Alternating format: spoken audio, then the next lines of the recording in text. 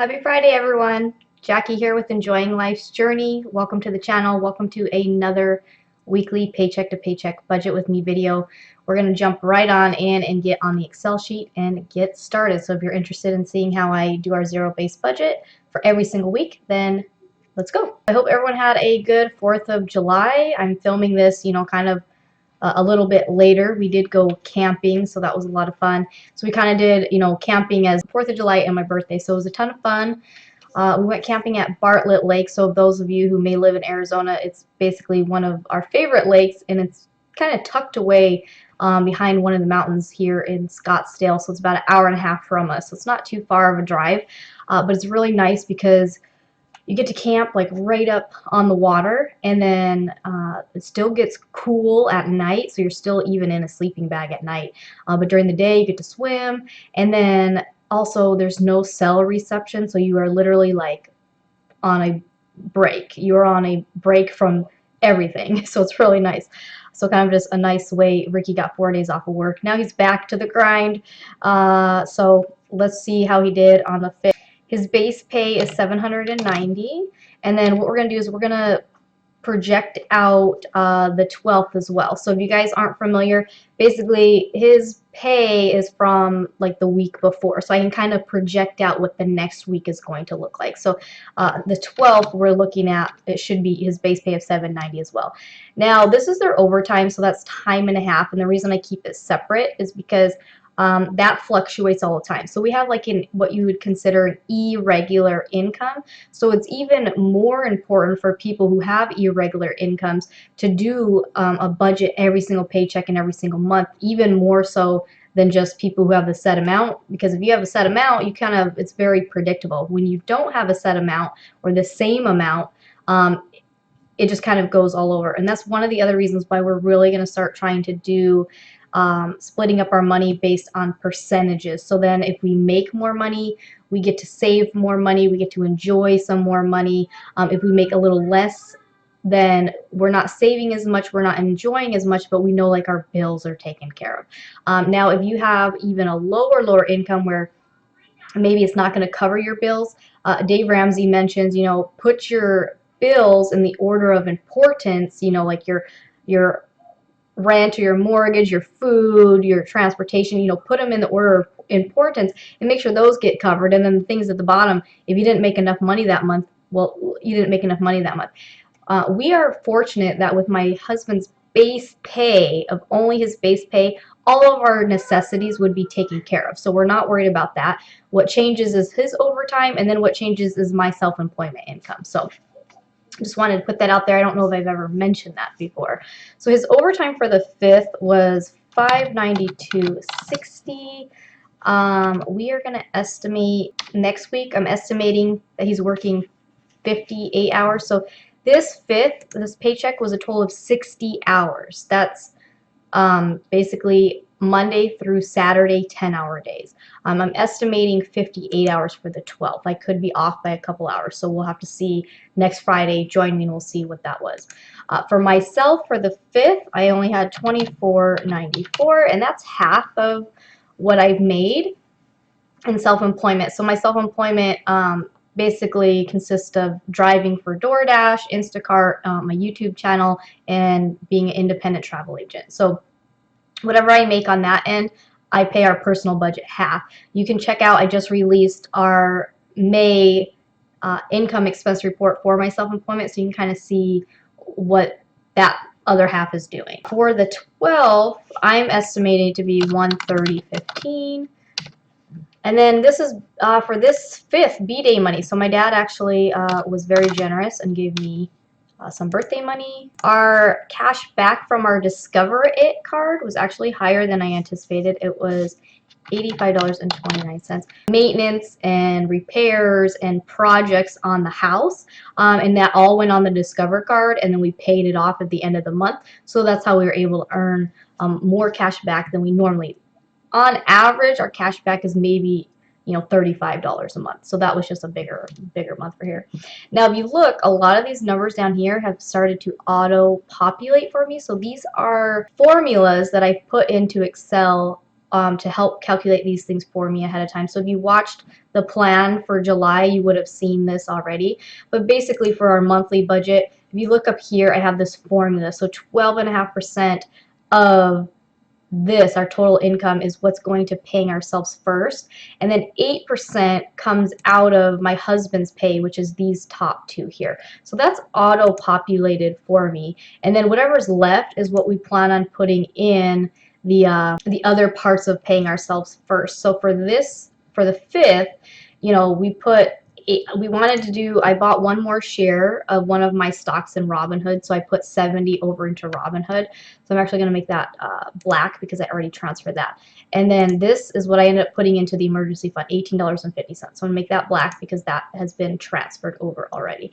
If we look over on the 12th, it's auto-populating this, and then this is, we actually want to delete that out. If we see here, I've changed this so I can also do my zero-based budgeting within each section. So it actually shows me I have $75.82 left of our 181, which would be 12.5% of our total income for that week. So you can kind of see we're not only budgeting the month, but we want to budget every single paycheck, and our paychecks are every single week. That's why we do it on every single Friday. So this I've had auto-populate for me as well to do basically half into our gift and half into our donations accounts.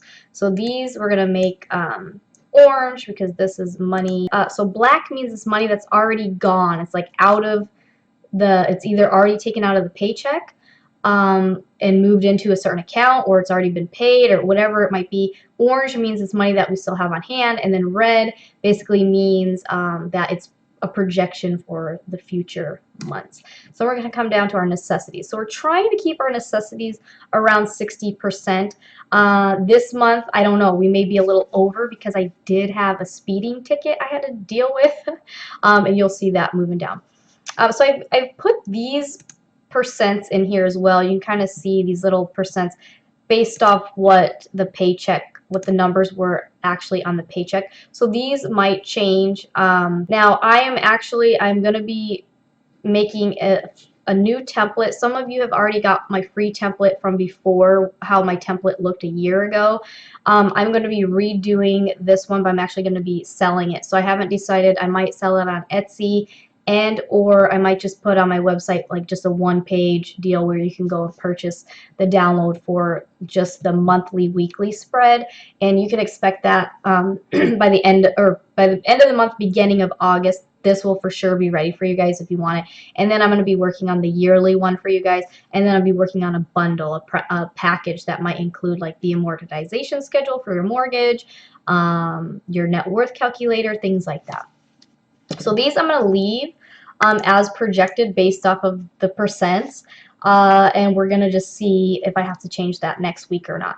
But basically these were the exact amounts that came out of my husband's paycheck for taxes and life insurance and long-term disability insurance. So this is money that's already gone. Now some people will not even put this in their budget. I want to track where every single dollar is going. That's just something I personally want to do. So some people, you may only put up here what your take-home pay was, right? You might just say, oh, well, my take-home pay was this.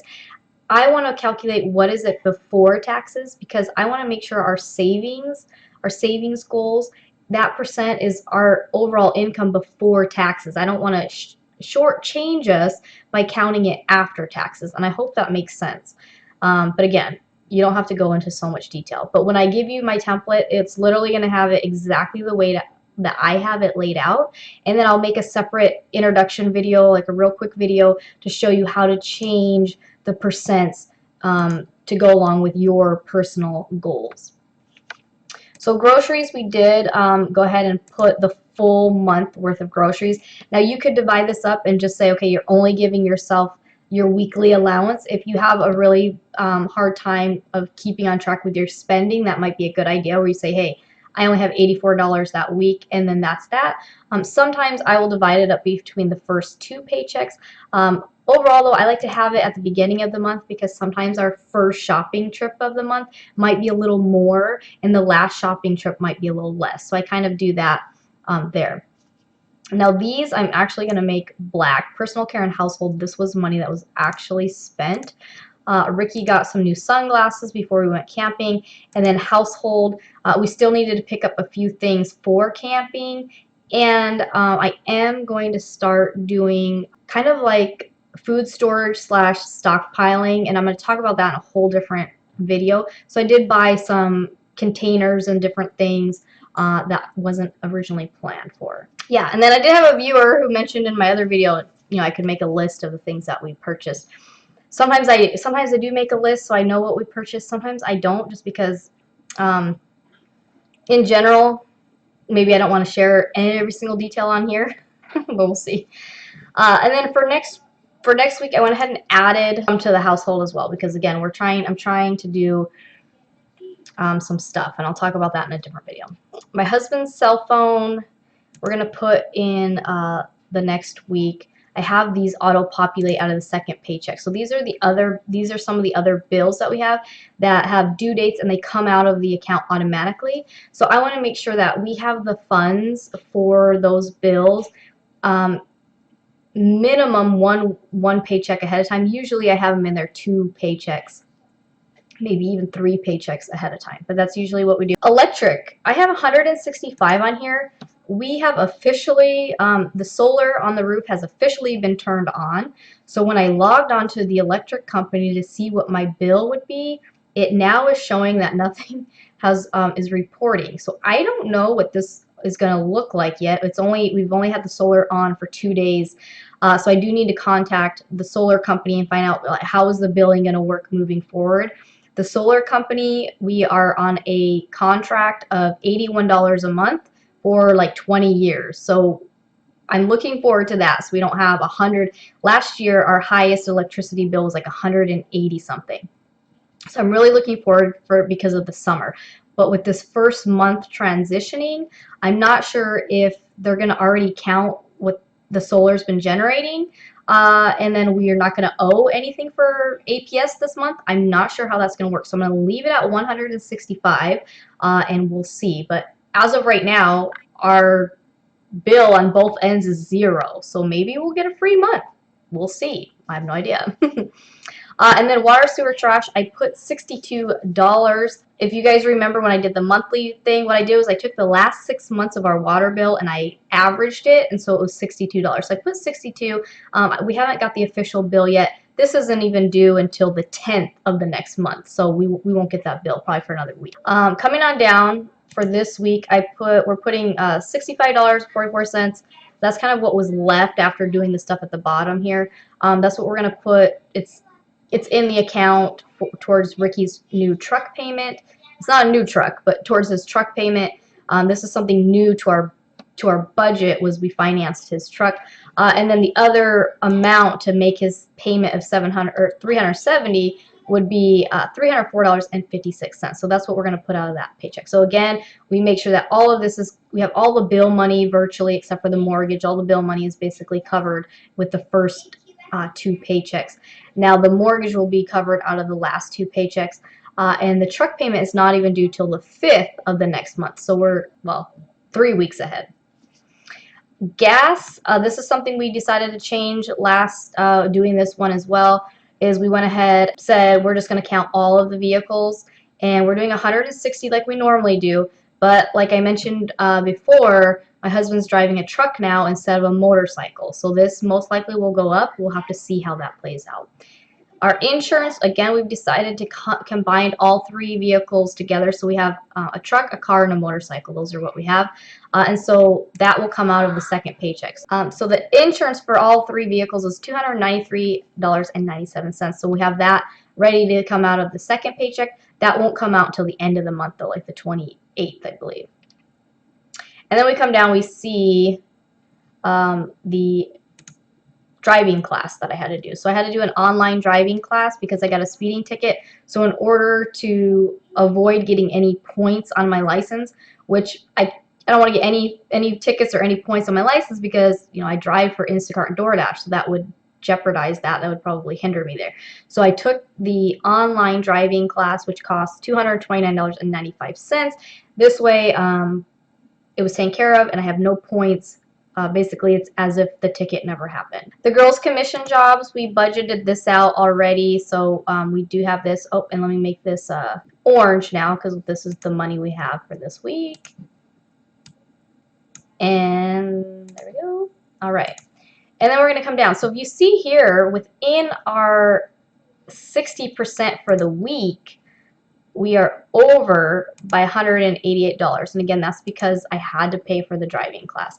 But that doesn't mean we're over on our overall budget. If we look at the bottom, we come down here, it's still a zero. So we've told we're using every dollar appropriately. It's just some sections are going to be different than others. So for instance, our debt, this is extra debt payment. So if you notice, we have a truck payment up here. That's a debt. However, this paying debt, the goal is to do like extra payments to pay off the debt faster. Now, Ricky and I have been back and forth about whether we're just going to continue paying towards the mortgage or paying towards the truck. So stay tuned. I may do a whole separate video explaining why we might not even focus on the truck right now. We might still focus on the mortgage. I don't know. Things are always changing. So if you notice, though, technically for the week we would have 199 to go towards debt, but we're not doing that because we actually put that up in the necessities area. Okay, let's finish out the 5th and we'll finish out the 12th here.